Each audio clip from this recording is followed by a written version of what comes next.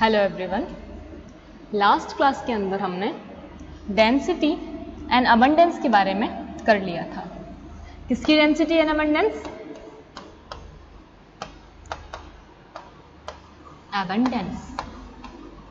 हम पढ़ रहे थे इको के अंदर इकोलॉजी जो आपका पेपर फर्स्ट है, इसके अंदर हमने पढ़ा था पॉपुलेशन, देन सेकेंड टॉपिक हमारा कम्युनिटी। बाकी सीड वाला अलग पॉइंट है, बिल्कुल इसी में आते हैं। सीड के हमने डिस्पर्जल,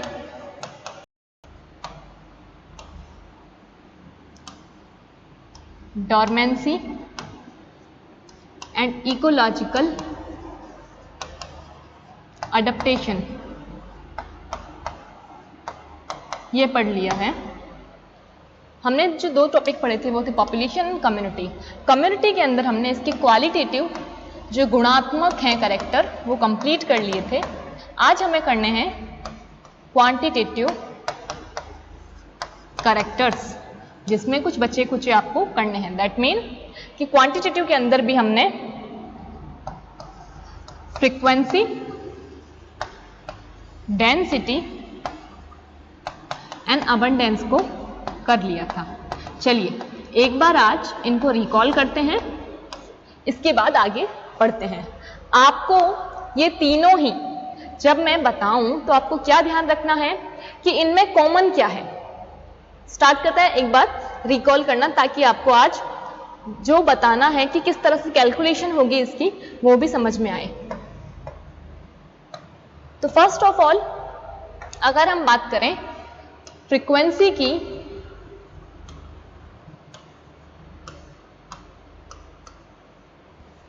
ठीक है, तो फ्रीक्वेंसी क्या होती है? अगर सिंपल कहा जाए फ्रीक्वेंसी को, तो फ्रीक्वेंसी को आप ऐसे कह सकते हैं कि फ्रीक्वेंसी का जो फॉर्मूला है वो आप लिखते हैं number of quadrats in which species occur upon total number of quadrate, total number of quadrates into 100। ये है फ्रीक्वेंसी। हिंदी में फॉर्मूला लिखें तो आप हिंदी में जो फॉर्मूला लिखते हैं वो होता है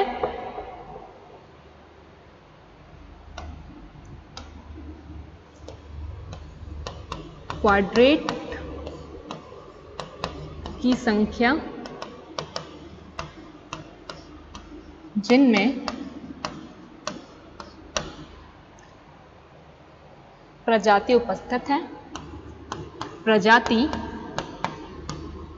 उपस्थित है, divided by total number of quadrat, मतलब क्वाड्रेट्स की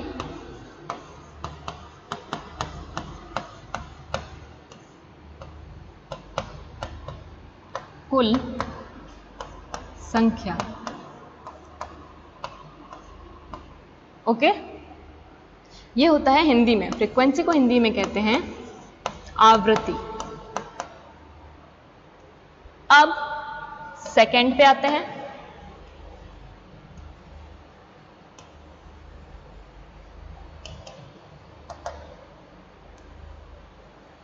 चलिए फ्रीक्वेंसी के बाद सेकंड लेते हैं density.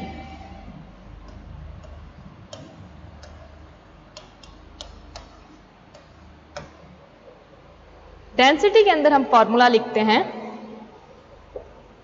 Total number of individual of species, total number of individual of species upon total number of quadrat studied, total number of quadrat studied.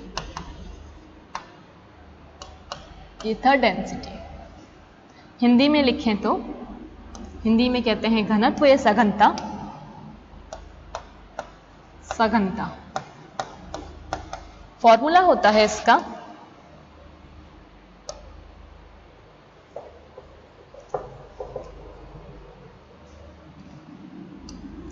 अध्ययन किए गए क्वाड्रेट्स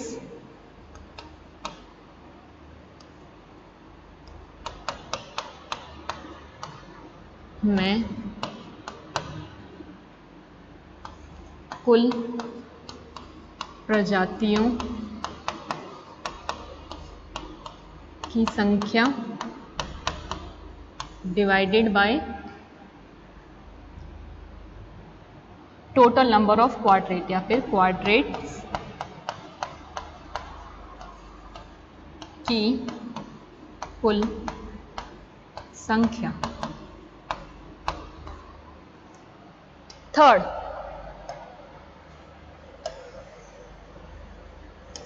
थर्ड है एबंडेंस, बाहुल्यता। इसको कहते हैं सघनता। ये होती है बाहुल्यता, और ये है आवृत्ति। ठीक है, ओके। अब लिखते हैं अबंडेंस का फॉर्मूला। अबंडेंस का फॉर्मूला होता है total number of individual of species, total number of individual of species upon number of quadrates in which species occur, in which species occur। Hindi में आप लिखेंगे बाहुल्यता इक्वल टू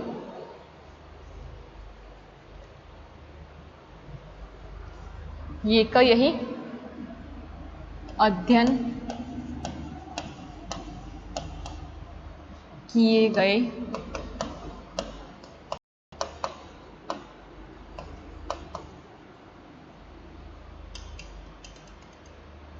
एक सेकंड,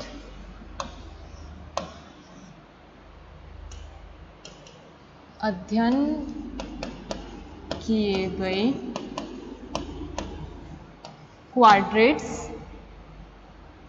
में कुल प्रजातियों की संख्या divided by number of quadrat in which species occur. Quadrat की संख्या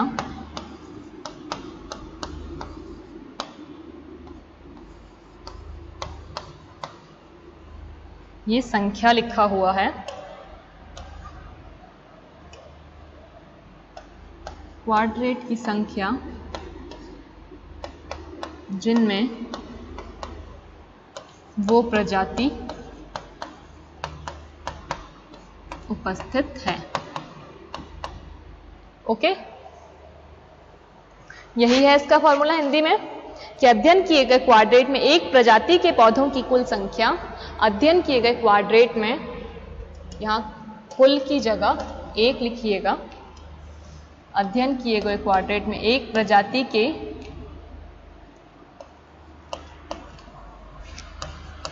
पौधों की संख्या अपॉन क्वाड्रेट की संख्या जिनमें प्रजाति उपस्थित है। इसमें आता है डेंसिटी के अंदर अध्ययन किए गए क्वाड्रेट्स में एक प्रजाति के पौधों की कुल संख्या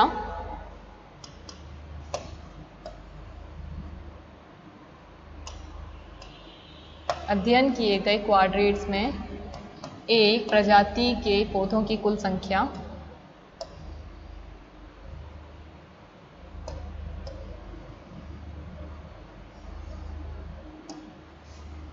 क्वाड्रेट्स में एक प्रजाति के पौधों की कुल संख्या, और यहां भी आप कुल लगा दें, कुल संख्या। चलिए अब ये जो तीनों मैंने आपको फॉर्मूलाज लिखवाए हैं इस तरह से, वो रीजन लिखवाने का ये था कि आप अब इन्हें कंपेयर करें। कंपेयर करते हैं।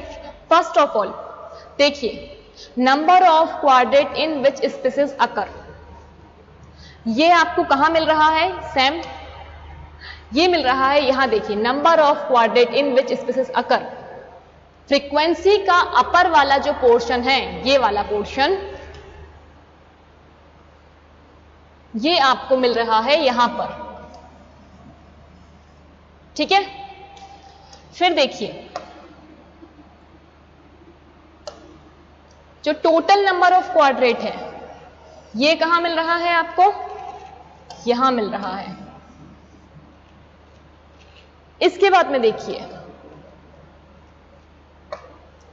Total number of quadrat, total number of individual of species, ये यहां मिल रहा है। ये बताने का इसलिए था ताकि आप लोगों को समझ में आए कि ये जो है अबंडेंस, वो इन दोनों का मिक्सचर है, दोनों के मिलाने से अबंडेंस बन रहा है। अब होता कैसे है, कैलकुलेशन का ध्यान रखिएगा। मैं हिंदी वाला फॉर्मूला एक बार आपको समझा देती हूं और हटा रही हूं क्योंकि हमें स्पेस चाहिए यहां पर। देखिए हिंदी का फॉर्मूला क्या है, इंग्लिश से समझने का ट्राई कीजिए। Number of quadrat in which species occur, ये विच है, इन विच स्पीसीज अकर, क्वाड्रेट की संख्या, नंबर ऑफ क्वाड्रेट, क्वाड्रेट की संख्या, इन विच, जिनमें स्पीसीज अकर, प्रजाति उपस्थित है। Okay, number of quadrat in which species occur, ऐसे क्वाड्रेट का नंबर जिनके अंदर वो स्पीसीज प्रेजेंट है, upon total number of quadrat, total number, quadrat की कुल संख्या।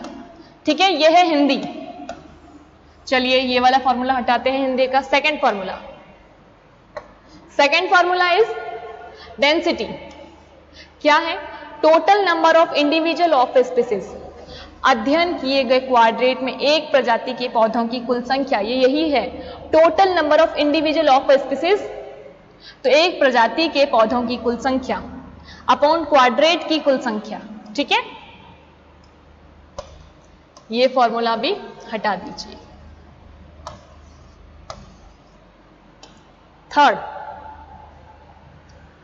Total number of individual of species, अध्ययन किए गए क्वाड्रेट में एक प्रजाति के पौधों की कुल संख्या अपॉन क्वाड्रेट की संख्या जिनमें वो प्रजाति उपस्थित है, total number of quadrat in which species अकर।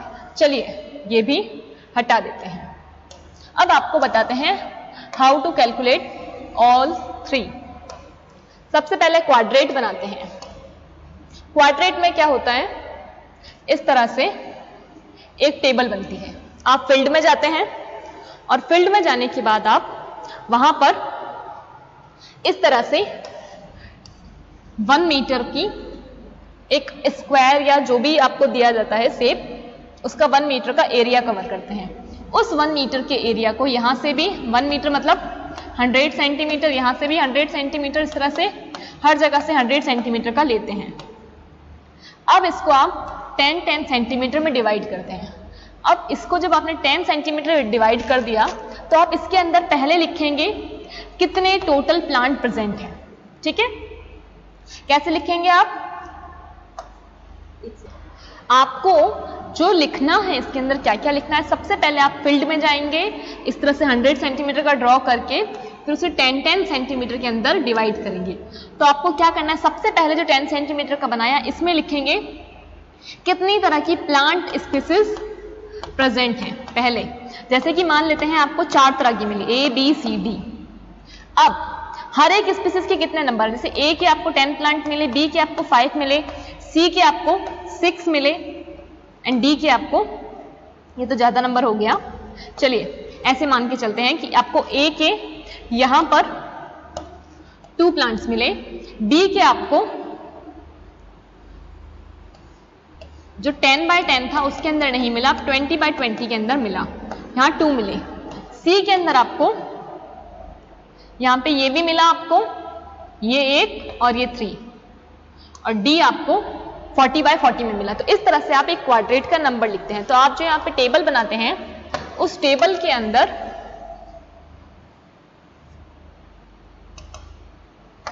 इस तरह से एक टेबल बनाएंगे। यहां पे लिखेंगे प्लांट की स्पीसीज का नाम, ठीक है। मान लेते हैं A, B, C and D, ये 4 स्पीसीज मिली हैं आपको। फिर आपने जो वो 100 सेंटीमीटर का जो क्वाड्रेट बनाया था, इसको आप 10/10 में डिवाइड करेंगे। कितना? 10, 20, 30, 40, 50, 60, 70 और इस तरह से टिल 100 तक जाएंगे। अब आप देखते हैं कि जो आपने ये 10/10 का क्वाड्रेट बनाया, आपको 100 तक जाना है। ये हटा रही हूं मैं इसको समझाने के लिए कि आपको 100 तक जाना है। तो पहले आप देखेंगे कि जो ये आपने 10/10 का बनाया था फर्स्ट वाला ब्लॉक, इसमें आपको A के 2 प्लांट मिले हैं। तो आप लिख देंगे A के 2 प्लांट, B, C, D इनका एक भी नहीं मिला है। फिर आपने जब 20/20 किया तो आपको B के स्पीसीज B, इसके आपको 3 प्लांट मिले, तो आपने यहाँ 3 लिख दिया। और A के आपको यहाँ पे 1 प्लांट मिला, तो यहाँ पे आपने 1 लिख दिया। इसके बाद में C के अंदर आप जब 30/30 के अंदर गए तो आपको यहाँ पे अभी सिर्फ और सिर्फ B के प्लांट मिल रहे हैं 5, C का प्लांट अभी तक नहीं मिला है। C आपको कहाँ मिला? C का प्लांट आपको मानते हैं 40/40 के अंदर C के आपको 2 प्लांट मिले, और उसके साथ यहाँ पे इसके 5 प्लांट मिले। यहाँ पे आपको ये नहीं मिला था। तो इस तरह से आपको टेबल ड्रॉ करनी है। फिर D का जो है वो आपको 60/60 में जब आप पहुंचे 60/60 के अंदर, तो आपको A के यहाँ पे 2 प्लांट, B का एक भी नहीं, C का एक भी नहीं, लेकिन D के आपको 3 प्लांट मिलते हैं। और 50/50 में मान लेते हैं कि यहाँ पे 1 प्लांट इसका मिलता है और 2 प्लांट इसके मिलते हैं। इस तरह से आपको नंबर मिलता है, ठीक है। चलिए यहां पे भी ले लेते हैं इसको, 1 सेकेंड। यहां पे आपको इसके भी 2 प्लांट मिले और इसके 3 यहां पे मिले। तो इस तरह से आपको एक टेबल का डाटा पूरा करना है। अब आपको पहले निकालनी है डेंसिटी। तो डेंसिटी निकालने के लिए आप क्या करेंगे? अब मैं ये हटा देती हूं और जो जैसा जैसा है वैसे वैसे हम पुट कर लेते हैं। हमें करना कहां तक होता है? 100 तक, लेकिन हम इसे 100 तक ना लेके हम इसे 70 तक ही ले रहे हैं, यहां तक का। चलिए अब कैलकुलेट करते हैं। फर्स्ट ऑफ ऑल निकालेंगे अपन फ्रीक्वेंसी। फ्रीक्वेंसी का फॉर्मूला क्या है? सबसे पहले यहां टोटल लिख देते हैं। फ्रीक्वेंसी से बेटर आपको टोटल करना सही रहेगा। काउंट कीजिए, 2 and 1 3, 3 5, कितना होगा टोटल इसका? 12, ठीक है। इसमें देखिए 5 3 8 और 1 9, यहां पे 2, यहां पे 5, टोटल लिख दिया आपने। कैसे टोटल किया? देखिए 2 + 2 4, 4 + 5 9, 9 + 1 10, 10 + 2 12, 5 3 8 और 1 9, 2 का 2, 2 and 3 5। ये लिख दिया आपने। इस तरह से टोटल किया इनका। ये B के कितने टोटल प्लांट है, C के कितने और D के कितने टोटल प्लांट है, सबका टोटल लिख दिया आपने। ये B के लिए, C के लिए और ये D के लिए। अब आप निकालेंगे सबसे पहले फ्रीक्वेंसी। फ्रीक्वेंसी निकालने के लिए क्या करेंगे? चलिए फ्रीक्वेंसी निकालते हैं। कितने हैं ये? फॉर्मूला देखिए, number of quadrat in which species occur. Number उन क्वाड्रेट का जिनके अंदर A जो है मिल रही है। तो किन के अंदर मिल रही है? 10/10 के अंदर, 20/20 के अंदर, 40/40 के अंदर, इसके अंदर मिल रही है, इसके अंदर, इसके अंदर, इसके और इसके अंदर नहीं मिल रही है। तो कितने क्वाड्रेट के अंदर मिल रही है? टोटल 1 2 3 4 5। तो उन क्वाड्रेट का number of quadrat in which species occur, तो कितने के अंदर मिल रही है स्पीसीज A? 5 क्वाड्रेट के अंदर। और टोटल नंबर ऑफ क्वाड्रेट, आपको कितने क्वाड्रेट हैं आपके पास? आपने यहाँ पे कितने लिख रखे हैं? 6 क्वाड्रेट, 6। तो 5/6 × 100, इसका जो भी आएगा रिजल्ट वो इसकी फ्रीक्वेंसी होगा। इसकी फ्रीक्वेंसी क्या आएगी, मान लेते हैं इसकी फ्रीक्वेंसी आती है 83 समथिंग कुछ, ठीक है, पॉइंट करके जो भी आए। अब सेकंड को देख लीजिए, बी के अंदर क्या करना है, सेम फॉर्मूला रखिए, बी के अंदर भी फ्रीक्वेंसी के लिए क्या निकाल रहे हैं आप, frequency, number of quadrat in which species occur. तो देखिए किन किन के अंदर मिल रही है बी स्पीसीज, 1 2 3, 3 के अंदर ही मिल रही है, 3 बाय टोटल कितने हैं, टोटल काउंट कीजिए 1 2 3 4 5 एंड 6, 3 बाय 6 इंटू 100, जो भी इसका रिजल्ट आएगा वो होगी बी की फ्रीक्वेंसी है 50 समथिंग। अब सी के अंदर लीजिए, सी के अंदर कितने क्वाड्रेट के अंदर मिल रहा है आपको, सी प्लांट तो सिर्फ एक के अंदर, तो आप यहां सी के अंदर लिख सकते हैं 1 बाय टोटल कितने हैं 6 क्वाड्रेट इंटू 100, कितना होएगा इसका, कैलकुलेट करके बताइए। वाह रिया वाह, यहां पे आपको कितनी मिल रही है 33, ठीक है। अब ये जो 33 फ्रीक्वेंसी है ये किसकी है, डी की, सी की कितनी थी 16, बी की कितनी है 50 और ए की 83। तो इस तरह से हम फ्रीक्वेंसी कैलकुलेट कर लेते हैं। अब हम नेक्स्ट क्लास के अंदर डेंसिटी एंड अबंडेंस को कैलकुलेट करेंगे, इसके बाद में इसकी रिलेटिव फ्रीक्वेंसी वगैरह निकालेंगे। आई होप आपको समझ में आया हो, नहीं आया हो तो जरूर पूछेगा, क्योंकि ये आपके प्रैक्टिकल में भी आपको करना होता है और आगे भी आपको इसके क्वेश्चंस बहुत सारे